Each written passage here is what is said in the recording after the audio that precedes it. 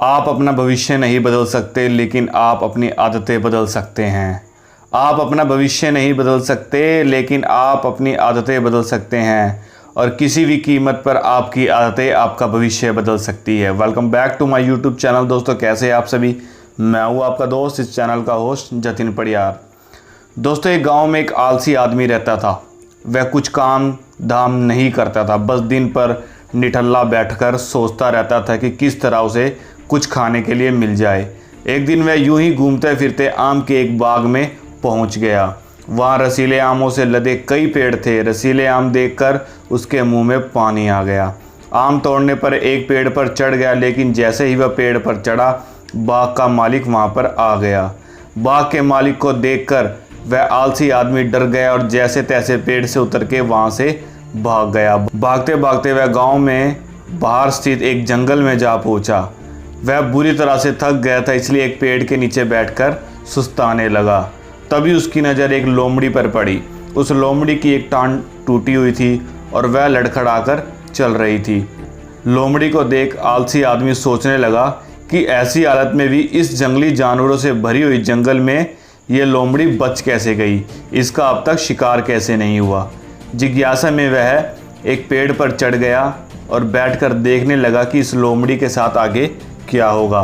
कुछ ही पल बीते थे कि पूरा जंगल शेर की भयंकर से दहाड़ से गूंज उठा, जिसे सुनकर सारे जानवर डरकर भागने लगे। लेकिन लोमड़ी अपनी टूटी टांग के साथ भाग नहीं सकती थी, तो वह वहीं खड़ी रही।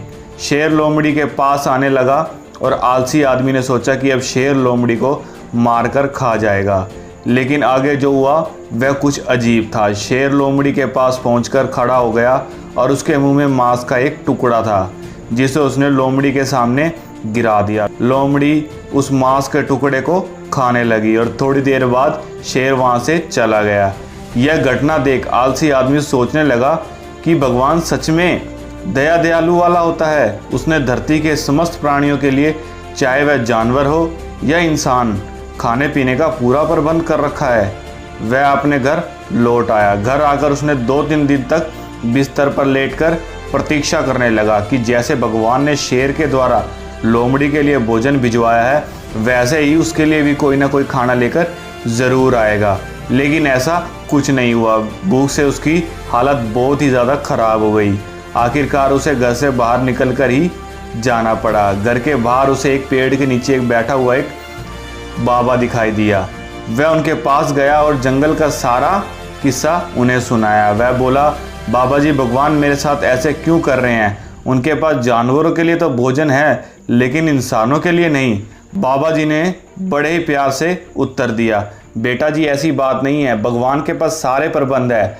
तुम दूसरों की तरह तुम्हारे लिए भी है, लेकिन बात यह है कि तुम्हें लोमड़ी नहीं, भगवान तुम्हें शेर बनाना चाहता है। हम सबके भीतर क्षमताओं का एक असीम भंडार है, बस अपनी अज्ञानतावास की वजह से हम उसे पहचान नहीं पाते। सवे को समझकर दूसरों की सहायता की प्रतीक्षा करते रहते हैं। सवे की क्षमता पहचानिए और दूसरे की सहायता की प्रतीक्षा कभी मत करिए, और सक्षम बनिए और दूसरों की सहायता खुद कीजिए, न कि किसी से अपनी सहायता करवाइए।